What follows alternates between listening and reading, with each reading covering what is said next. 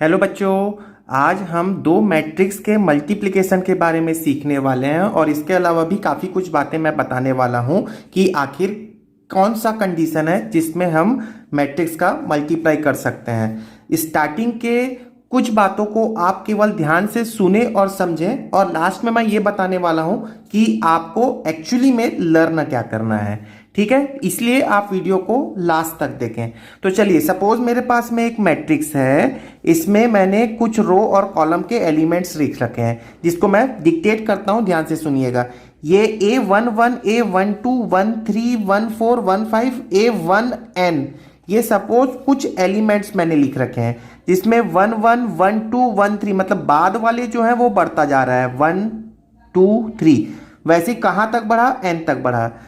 ऐसा ही साइमल्टेनियसली आप देखिएगा, मैंने नीचे लिख रखा है A21 22 23 2n। डेफिनेटली आप यहां देखेंगे कि ये है हमारा जो हॉरिजॉन्टल लाइन है, इसको हम कहते हैं रो, और ये जो वर्टिकल लाइन है इसको हम बोलते हैं कॉलम। तो आप देखिएगा हॉरिजॉन्टल लाइन में ये 1 2 3 4 अप टू n तक बढ़ा है, और कॉलम में ये जो वर्टिकल लाइन है कॉलम में अप टू n तक बढ़ा है। ठीक है, तो बस ये आप सुनो बस ध्यान से, बाकी याद रखने की जरूरत नहीं है। मैं अभी याद रखने के लिए नेक्स्ट बात कह रहा हूं। सपोज मैं यहां पर एक जो मैट्रिक्स बनाया हूं, ये मैट्रिक्स है m क्रॉस n का, m इंटू n। जो m जो रिप्रेजेंट करता है ये नंबर ऑफ रोज को रिप्रेजेंट करता है, और ये n जो है वो नंबर ऑफ कॉलम को रिप्रेजेंट कर रहा है। अब यहां देख लो, ये जो है ये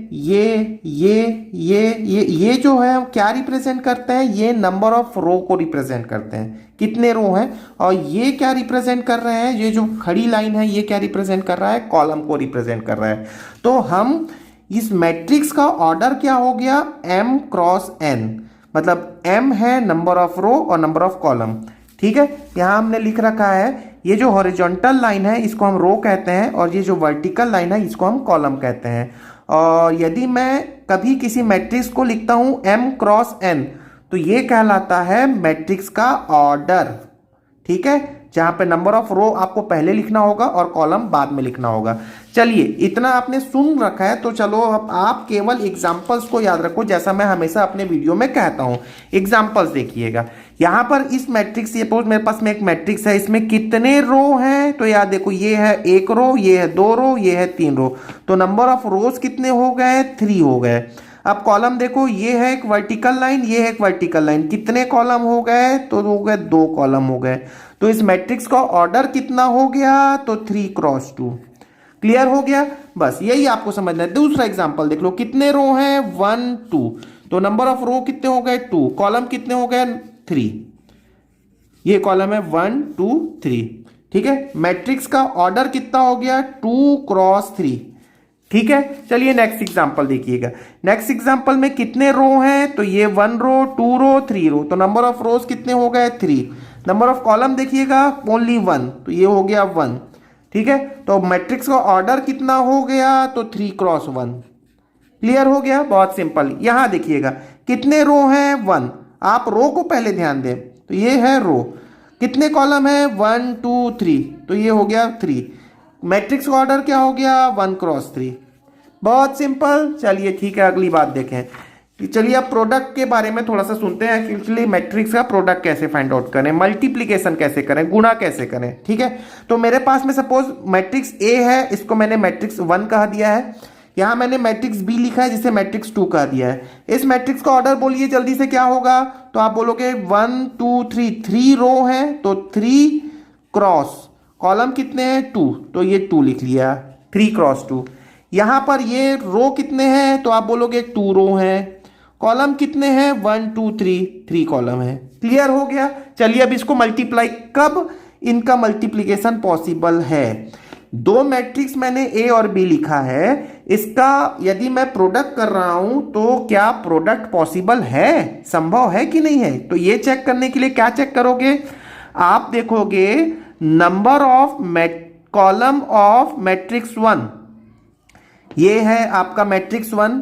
इस मैट्रिक्स 1 में कॉलम कितने हैं, 2। ठीक है, और देखो अगला, ये इक्वल होना चाहिए number of row of matrix ये है मैट्रिक्स 2। मैट्रिक्स 2 में कितने रो हैं? 2। शुरू में जो हम लिखते हैं वो रो है। तो multiplication of two matrix is possible if, यदि दो मैट्रिक्स के बीच में मल्टीप्लीकेशन पॉसिबल तभी हो सकता है जब पहले मैट्रिक्स का कॉलम दूसरे मैट्रिक्स के रो के बराबर हो। ठीक है, तो यहां पर ए और बी का मल्टीप्लीकेशन पॉसिबल है, तो बिल्कुल पॉसिबल है। चलिए अगली बात सुने ध्यान से। अब आप ये देख लो कि जो इन दो जो मैट्रिक्स का जो मैं मल्टीप्लीकेशन करता हूं तो एक नया मैट्रिक्स बनेगा। उस मैट्रिक्स का ऑर्डर क्या होगा? तो उस मैट्रिक्स का ऑर्डर होगा ये जो बचा हुआ है। यहां क्या बचा हुआ है? यहां 3 बच गया और यहां 3 बच गया। तो यही जो नया मैट्रिक्स बनेगा उसका ऑर्डर हो जाएगा 3 क्रॉस 3। यहां हमने लिख रखा है जो resultant matrix will be in order of, क्या ऑर्डर होगा? Number of row of first matrix का नंबर ऑफ रो और सेकंड मैट्रिक्स का नंबर ऑफ कॉलम का मल्टीप्लीकेशन। तो यहां आप देख लो a डॉट बी है, तो ये वही है। यहां पर मैंने लिख रखा है ये कितने ऑर्डर का है? 3 क्रॉस 2 का है। ये कितने ऑर्डर का है? 2 क्रॉस 3 का है। तो जो नया मैट्रिक्स बनेगा, नया मैट्रिक्स मतलब जो प्रोडक्ट बनेगा न्यू मैट्रिक्स, उसका ऑर्डर क्या होना चाहिए? उसका ऑर्डर होना चाहिए 3 क्रॉस 3। 3 क्रॉस 3। क्लियर हो गया? यहां पर देख लो ये कितने का, यदि मैं b बाई ए कैलकुलेट करना चाहूं तो ये कितने बाई कितने का मैट्रिक्स है? तो इसका ऑर्डर है 2 क्रॉस 3। समझ गए होंगे आप? इसका ऑर्डर है 3 क्रॉस 2। तो ये 3 और ये 3 क्या सेम है? बिल्कुल सेम है, इसलिए इसका मल्टीप्लिकेशन पॉसिबल है, बिल्कुल पॉसिबल है। और कितने बाई कितने का मैट्रिक्स बनेगा? तो नया मैट्रिक्स बनेगा वो 2 बाई 2 का बनेगा। तो न्यू मैट्रिक्स जो होगा उसमें 2 रो और 2 कॉलम होंगे 2 बाई 2 का। ठीक है, चलिए अब लास्ट में ये देख लेते हैं कि आखिर मल्टीप्लाई करने का कॉन्सेप्ट क्या है।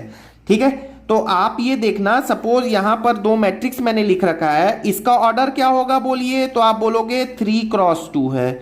इसका ऑर्डर क्या होगा? तो आप बोलोगे 2 क्रॉस 2 है। क्या इसमें मल्टीप्लिकेशन पॉसिबल है? क्या a डॉट बी पॉसिबल है? बिल्कुल पॉसिबल है।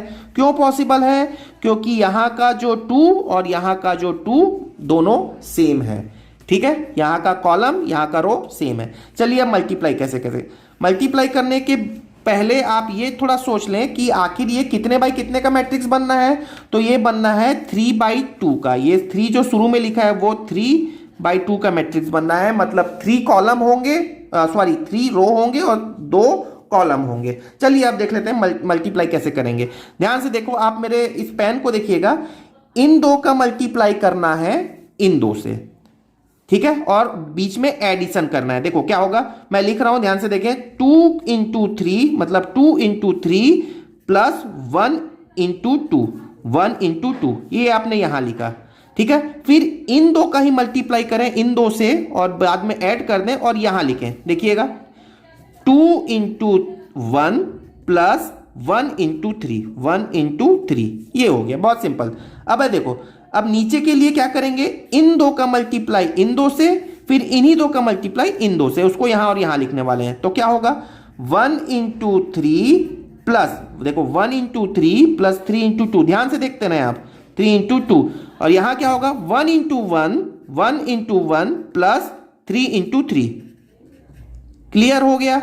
अब देखो क्या करना होगा अगली लाइन पे, इन 2 का मल्टीप्लाई इन 2 से ऐड करते हुए यहां लिखेंगे, इन 2 का मल्टीप्लाई यहां इन 2 से यहां लिखने वाले हैं। क्या होगा? 4 into 3, 4 into 3 plus 2 into 2, 2 into 2, और इन्हीं 2 का यहां से क्या करो, कैसा होगा? 4 इंटू 1 प्लस 2 इंटू 3, 2 इंटू 3। तो जो नया मैट्रिक्स बना अब वो क्या होगा? आप देख लो, 3 2 जा 6, 6 प्लस 2 8। ठीक है, 2 1 जा 2, 2 प्लस 3 5, 3 और 3 2 जा 6, 6 और 3 9, यहां पर 1 और 3, 3 3 जा 9 प्लस 1 10, 4 3 जा 12, 12 प्लस 2 2 जा 4, 12 प्लस 4 16, और यहां पर 4 1 जा 4 प्लस 3 2 जा 6 10। तो ये मेरे पास में एक नया मैट्रिक्स बनकर आया। ठीक है, अब ये चेक कर लेते हैं कि क्या B डॉट ए पॉसिबल है कि नहीं है, पता है वो चेक करो, सोचो। तो बी का जो ऑर्डर है वो क्या है, 2x2 है। ठीक है, मैं ये पूरा मैट्रिक्स लिख नहीं रहा हूं दोबारा, मैं बस ये ऑर्डर लिख दे रहा हूं। इसका ऑर्डर कितना है, 2x2। और मैट्रिक्स बी का ऑर्डर कितना है, 3x2, 3x2। अब आप देखो क्या ये और ये इक्वल है, नहीं है इक्वल, तो मैं यहां पर ये कह सकता हूं बी डॉट ए पॉसिबल नहीं है, ये पॉसिबल नहीं है। तो आई होप ये आपको समझ में आ गया होगा। बहुत आसान है मल्टीप्लीकेशन। ये बस आप ये एक बार फिंगर देख ले मेरा, इन दो का मल्टीप्लाई इन दो से, आप ऐसा करना है, ये आप सोचो हॉरिजॉन्टल वर्टिकल। ठीक है, थैंक यू वेरी मच।